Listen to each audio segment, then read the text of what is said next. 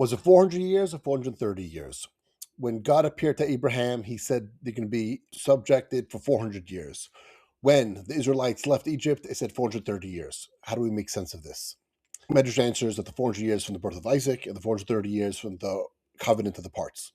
The problem is Abraham entered the land at 75. Isaac was born when he was 100. So therefore, the covenant parts that took place while he's in the land couldn't have been more than 25 years before. What happened to the missing 5 years? Answers are given based on Midrash and Seder Olam, and that is that the covenant of the parts happened before Abraham entered the land. He entered the land first, then he returned to Haran. Terach, his father, died, and then he returned with Sarah and Lot.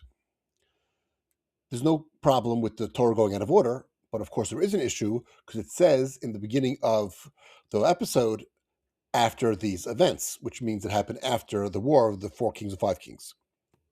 Tosos answers, although there's no break in this narrative, there are two different narratives over here. The first narrative is after the war of the 4 kings and 5 kings, God promises that the Messiah is not going to inherit him. He's going to inherit it for his own right. And that happened after the war of the 4 kings, 5 kings, and he had a wife, he had Sarah.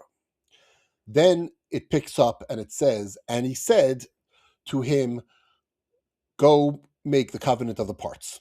And that had happened at an earlier time. But to me, all this traveling doesn't make sense. What makes most sense is one of two possibilities. One is that after he left Ur and before he arrived in the land of Canaan, he had the covenant of the parts.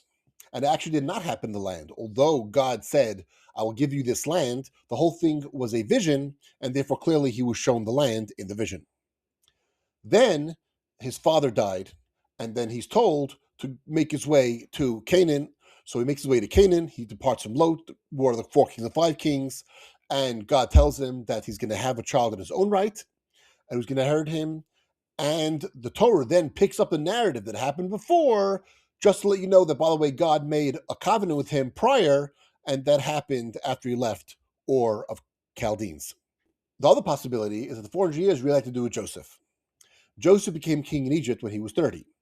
So the first 30 years of his life, that is the 430 years. It starts from his birth.